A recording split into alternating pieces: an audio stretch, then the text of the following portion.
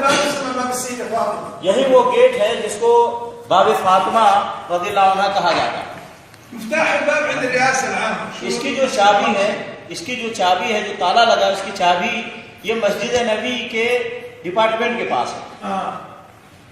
الدخول من الداخل بإذن الرئاسة العامة لشؤون الحرم والسنة. اور اندر اس حجرے کی جو خدمت کرنے والے لوگ ہیں وہ مسجد نبی کے ڈپارٹمنٹ کے لوگ ہیں, وہاں سے ضرورت پڑتی ہے تو وہاں سے لائے جاتے ہیں. خادم الحجرة هي الرئاسة شؤون الحرم. اور حجرہ کی خدمت کرنے والے لوگ یہ جو مسجد نبی کا ڈپارٹمنٹ ہے وہی لوگ ہیں, وہیں سے لوگ آتے ہیں. اس حجرے کے خادم کوئی مسجد میں نہیں بیٹھے ہوئے ہیں, نہ ہی کسی کے پاس حجرے کی چابی ہے جیسا کہ ہمارے یہاں لوگوں نے بتایا ہوا. دخلنا الآن من الداخل. اب یہ اندر آپ داخل ہوئے. الروضة خلف الشبك هذا. یہ جو جالی ہے اس کے پیچھے ریاض الجنہ ہے. هنا موجود محراب. یہاں پہ ایک محراب نظر آ رہا ہے. يسمى محراب السيدة فاطمة. اس محراب کو محراب فاطمہ رضی اللہ تعالیٰ عنہ کہا جاتا ہے. لأن هنا حجرة فاطمة رضي الله عنها. کیونکہ یہیں پہ فاطمہ رضی اللہ تعالیٰ عنہ کا حجرہ تھا. هذا المحراب من العهد المملوكي قبل العثمانيين. یہ عثمانیوں سے پہلے جو شاہی حکومت تھی اس کے زمانے کا محراب ہے. ثم بعد ذلك حندخل مع الباب هنا. اب آپ کو اور اندر لے کے جا رہے ہیں. حندخل الباب الثاني. شوف الآن هذا هو یہ الروضة هنا.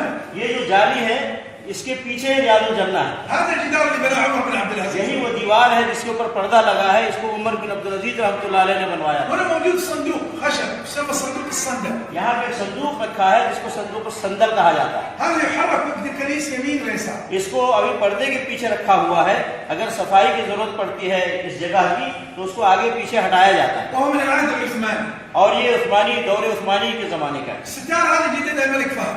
اور یہ جو پردہ دیکھ رہے ہیں دیوار کے اوپر, یہ پردہ ملک فہد رحمۃ اللہ علیہ نے لگوایا تھا. هنا غبار. هذا الغبار الذي يدخل الكنيسة من الداخل لجنة من الرئاسة. یہاں پہ غبار کچھ دکھ رہا ہے آپ کو, اس غبار کی صفائی کے لیے مسجد نبوی کے ڈپارٹمنٹ سے لوگ آتے ہیں اور یہاں صفائی کرتے ہیں. يجمع يوضع بكيس ويدخل في قبل اللجنة. اور اس کچرے کو یا اس دھول کو اٹھا کر کسی کی تھیلی میں ڈالا جاتا ہے اور نامعلوم جگہ پہ لے جا کر اس کو پھینک دیا جاتا ہے. سابقا كان ياخذ هذا الغبار ويوضع بعلب وينقط في عود عنبر ورد ويبيعوه للتجار بالالاف. يقول هذا من تراب الحجر. کیونکہ پہلے بہت سارے لوگ جو حکومت نے جن کو خدمت کے لیے رکھا تھا, جو حجرے کی خدمت کے لیے, وہ لوگ صفائی کرتے تھے اور اس کو کچرے کو جمع کر دھول کو جمع کر کے بوتل میں رکھ کے خوشبو ڈال کر پھر دوسرے ملکوں میں جا کر بے حساب پیسوں میں بیچا کرتے تھے.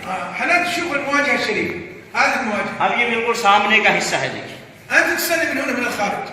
آپ جالی کے باہر سے سلام کرتے ہیں وهم يسلموا من الداخل. اور اگر کوئی صدر یا وزیر اعظم پہلے آتے تھے تو یہاں سے سلام کرتے تھے. هم بينهم وبين قبر النبي الشريف جدارين مغلقة. اگر کوئی یہاں سے سلام کرے تو یہاں اور نبی صلی اللہ علیہ وسلم کے قبروں کے بیچ میں 2 دیواریں ہیں.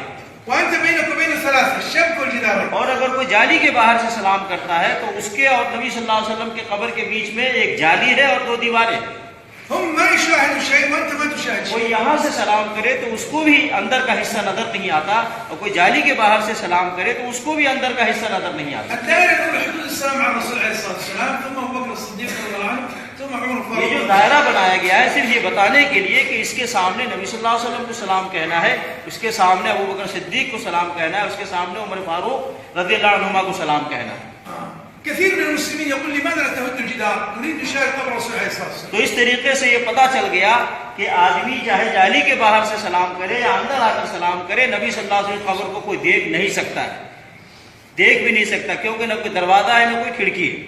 اب بہت سارے لوگ یہ کہتے ہیں کہ کیوں نہیں دیوار کو گرا دیا جاتا تاکہ ہم نبی صلی اللہ علیہ وسلم اور ابو بکر عمر رضی اللہ عنہما کی قبروں کو دیکھ لیں اندر سے.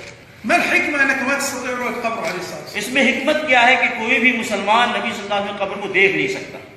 السبب لأن الله سبحانه وتعالى استجاب لدعاء الرسول عليه الصلاة والسلام. اس میں حکمت یہ ہے کہ اللہ رب العالمین نے نبی علیہ الصلوۃ والسلام کی ایک دعا کو قبول کیا ہے. حينما قال عليه الصلاة والسلام اللهم لا تجعل قبري وثنا يعبد. رسول اللہ صلی اللہ علیہ وسلم نے دعا کیا تھا کہ اے اللہ میری قبر کو بت کے مانند نہ بنا دینا کہ لوگ میرے قبر کی عبادت کریں یا پوجا کریں. لو كان القبر أمام الناس ما الذي سوف يحدث؟ اگر نبی علیہ الصلوۃ والسلام کی قبر اوپن ہوتی, کھلا ہوتا, تو کیا ہوتا؟ خلال يوم يومين قبر غير موجود.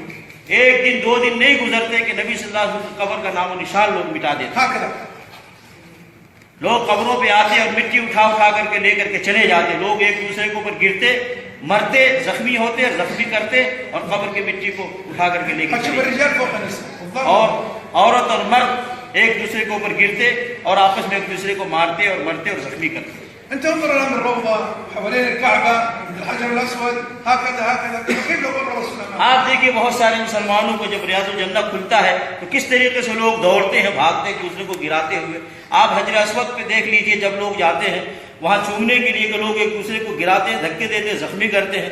ایسے ہی آپ اپنے ملکوں میں دیکھ لیجئے، درگاہوں، درباروں، مزاروں میں جب لوگ جاتے ہیں ایسی بھیڑ لگتی ہے کہ لوگ ایک دوسرے کو مارتے ہیں، مرتے ہیں، زخمی کرتے ہیں اور زخمی ہوتے ہیں کہ پولیس کو ڈنڈا برسانا پڑتا ہے. تو یہ حالات ہے. اگر نبی صلی اللہ علیہ وسلم کی قبر کھلی ہوتی تو اور کیا ہوتا آپ تصور کیجیے. الحمد لله.